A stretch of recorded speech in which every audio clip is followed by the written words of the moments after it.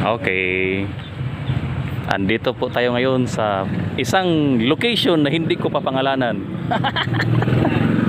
Isang location na hindi ko papangalanan. Pero ang building at ang area, alam nyo na kung ano ito. Kung saan ito, hindi ko sasabihin. Musuro isa ko sa likod, Mar.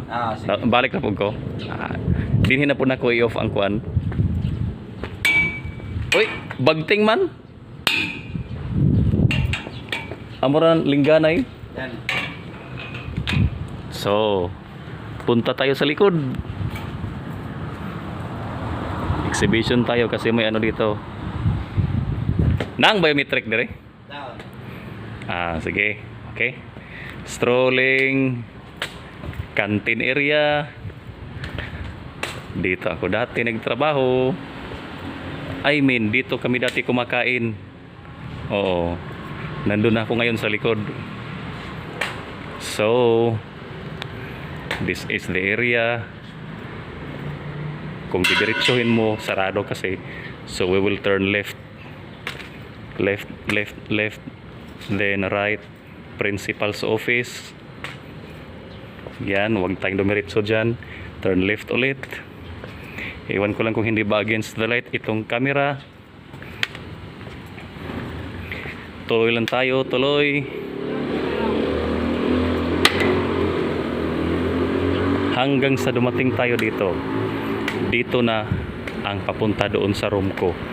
So, sige lang, babalik tayo dyan mamaya. Mag-vlog ako doon. Bukas siguro. Yung dalawang building na yan, pupuntahan ko yan. Yung dalawang mga malalaking building na 4 story each. So, tuloy tayo dito. Tuloy, tuloy, tuloy. May kanal dito na dapat tayo magdahan-dahan kasi alam nyo na, mahirap na. Okay, dito. Now, dito ang papunta doon sa room ko. So, manonotice ninyo medyo malayo siya kunti hanggang doon sa guardhouse. Mayroon pa yan doon. Doon din ako nila na-assign dati sa katabing room dito. Pero, sige lang, next time na lang pupuntahan dyan. As of now, may kanal dyan. May isang room dito. Pero dito talaga tayo sa room kung saan talaga ako. Ito ang likurang bahagi ng principal's office. So, okay. Andito na ako sa room. Ito na ang door ng room ko. Mapapansin niyo, mayroon pang daan papunta roon. Papunta roon. May kanal na naman dito. Kaya kunting ingat lang. So, dito talaga ang dulo ng daan. Dito, canteen close lang kasi wala kasing tao ngayon kasi vacation time. Ngayon, by the way, is December 30, 2025, past 2 in the afternoon. May sink doon, may gripo dyan, may sink, at yung mga CR, tatlo po itong nakahilirang CR. Tatlo po ito. So, this is the reason kung bakit ko i-dinidefend itong room na ito. I-discuss ko lang sandali. Ang room kasi na ito, yung room, by the way, hindi ito. Yung room na kung saan ako tumigil kanina ay medyo tahimik siya ng konti. Kasi kung mayroon mang ingay doon sa likod, yung likod ng pader na yan ay kalsada. Nahaharang siya sa pader. Pagkatapos dito sa right, may canteen. Pagkatapos may CR naman dyan. So nahaharang siya. At kung mayroong mga activities ang school na gagawin, magiging maingay doon sa may playground, nandyan naman ang principal's office nakaharang. Kaya habang nagtuturo po ako sa music, yung sounds ay hindi talaga didiretso dito sa room kung saan ako. Because yours truly is a totally blind person. Buksan natin yung room para makita po ninyo. Pasensya mga kaibigan ha, kasi hindi po ako nakabili ng stand.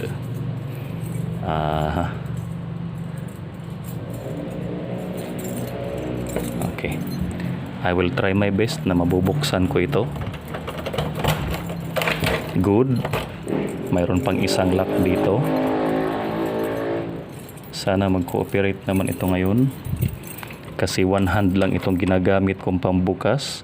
Kasi ang isa ay ginagamit kong panghawak sa phone. Iyon. Wag mo na. Yan. So, nabuksan siya. Kunin ko lang to. Ngayon, papasok tayo. Ito talaga ang reason kung bakit dinidefend ko itong room na ito. Okay, ito ang music room. Actually, hindi naman talaga siya music room. Ang tawag ko dito is practice area. Kasi hindi naman talaga ito. Lagay natin ang stick dito. Ito. Dito actually, maraming kulang dito sa ngayon. Maraming kulang at best of all, hindi po kami basta-basta makapag-practice. Pailawin muna natin ha. There are mayroong 3 switch dito. Sa gilid lang mismo nitong door. Ito, 3. Press ko ito 3 lahat sabay-sabay. Yan. So, yun, may mga ilaw na. 6 na ilaw ito. Tigdadalawa bawat switch. Pasensya, medyo nautal minsan. May mga kulang po kasi by the way, doon sa kabilang window, doon. Teka, close muna natin itong door. Close muna natin. Doon, dito banda. Yan. If you can see that there, doon, window na siya. Sa kabila doon ay, ang katabi niya ay, elementary school na. Pader din siya ng elementary school. Yun lang ang maririnig dito. Pero hindi naman masyado. Minimal lang. So kapag nagturo talaga ako ng music dito sa room na ito, rondalya or choir, kasi dalawa kasi ito, rondalya at saka choir, tahimik siya. Nakokontrol ko talaga naririnig ko talaga sila using only my ears. My ears. So, hindi ko dinala yung stick. Yun na nga hindi ko kasi dinala yung stick ko. So, ito, andito na ako. So, mga kaibigan, this is yours truly. Kung anong oras niyo man ito na pakinggan, nakita, ewan ko lang kung nasintro ba sa mukha ko ang video, basta ito talaga ako. Andito ko sa room na ito, at ako lang mag-isa dito. Ginawa ko po itong documentary vlog para ipahiwatig sa inyo kung bakit ko dinidefend itong room na ito. So, as of now kasi December 30, walang pasok. Actually, nag-solicit po kami ng instrument para magamit talaga sa mga students. Ang instruments kasi dito, kung ang isang students ay tatapos na ng grade 10, mag-grade 11 na siya, yun ba siguro yung pagka-term na yan. Lilipat siya sa ibang school kasi binigyan naman sila ng pagkakataon ng DepEd na humanap kung ano man ang klaseng major na gusto nilang kunin. Pag mag-grade 11 na sila, dala nila ang kanilang instruments kaya walang naiiwan. Ngayon, yung proposal ko is para magkaroon ng steady instruments dito, kailangan mag-solicit ang school para ma-kumplito lahat dito, both instruments ng rondalya at instruments ng choir. Pati ito mga chairs. At saka mainit talaga dito kasi walang wall fan, walang ceiling fan. Mayroon lang isang stand fan which is binili ko sa sarili kong pera. Yung mga chairs dito ay mga mga pinaglumaan. Yung iba nga dyan, sira. So, this is just a simple documentation. Kahit papaano sinisikap natin na maging detailed. Ngayon, babalik na ako doon sa guardhouse. Ako ay nakikisama lang po dito sa mga staff sa school to have harmonious relationship. Balik tayo sa labas. So yun, ang area kung saan ako dumaan kanina. Likuran ng principal's office. Tsaka ito ang door. I-close natin. Close natin yung door. Teka. May nakalimutan tayo. Lock. Okay. Kasi hindi po ako nakakakita. Kaya dapat kong masigurado na nakalock talaga. Iwan ko lang ha kung nakikita ninyo sa camera yung mga ginagawa ko.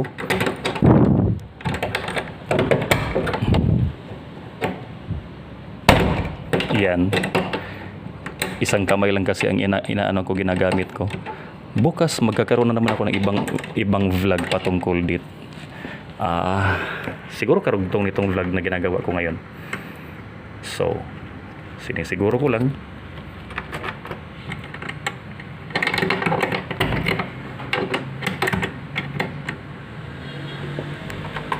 Okay. So ngayon, babalik na tayo doon kung saan ako nanggaling. Again, dito po ang room na ito ay dinidefend ko talaga na wag sanang kunin sa akin. I'm facing different kinds of challenges na sasabihin ko sa inyo sa ibang vlog kasi masyado nang humahaba ang video natin, okay? Yung kanal dito, stick lang ang nagga-guide ngayon sa akin. Anyway, familiar ko naman itong area na ito. The important is, wala lang pong nakaharang. May room naman dito katabi. Okay. So, ngayon, sana pa to? Kailangan tamaan ito ng stick. Okay, sa mga hindi nakakaintindi, iwan ko lang kung against the light ba. Yun ang accounting office. Dati ako dyan, nakaalis tayo kasi ginamit. Anyway, okay lang. Ito ang dingding ng principal's office. Pabalik na tayo. So may harang dito. Kung luluubin bukas, mag-vlog ako doon sa ibang areas ng school. Ewan ko lang kung klaro ba sa inyo. Okay. Pabalik na tayo. Ito ang first door ng principal's office. So, papunta na tayo pabalik sa guardhouse. At ito naman ang second door ng principal's office. May mga halaman dito na dapat natin iwasan. At ito ang kantin, yung nandoon sa likuran kanina, ang saradong part kung saan ako nakatayo. Ngayon nandito naman ako sa front. Dito ang old building ng kantin. Dito kami dati kumakain. So, overview, dyan pa ako galing. Yan. Sana matapos niyo po itong video na ito because this is a documentary video. Okay. Ngayon, pabalik na po ako. At mayroon pang isang door dito. Mar? Oh, Rex. So, dito kami nagbabiometric. Dito. Minsan, kung wala pa yung saan ba to? Ayan. Ewan ko lang kung klaro sa inyo ang biometric. Pero hindi ko lang siya kakapain. Andito siya pero hindi ko lang siya kakapain. Basta nandyan siya. Isa pa yan sa mahirap kung walang makapag-ano sa akin para i-in ako or i-out. Pag gumanyan ako dyan, tinambla ko lang kaagad. Di ko alam naka-out pala yun. Samantalang in ako or in pa, tapos out pala ako. Pag-reflect yan doon sa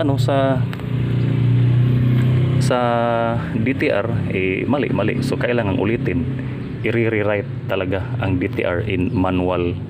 So isa yan kung wala makatulong. Now, dito guardhouse. At dito rin ako minsan naghihintay kung sino ang kukuha sa akin. Kung mayroon man. Kung wala, makikitulong na lang sa guard para makaano ng tricycle. So hanggang dito mga kapatid, maraming salamat. Please like, comment, share, and subscribe. At bukas naman ulit magkakaroon ako ng panibagong vlog. So thank you. And God bless all.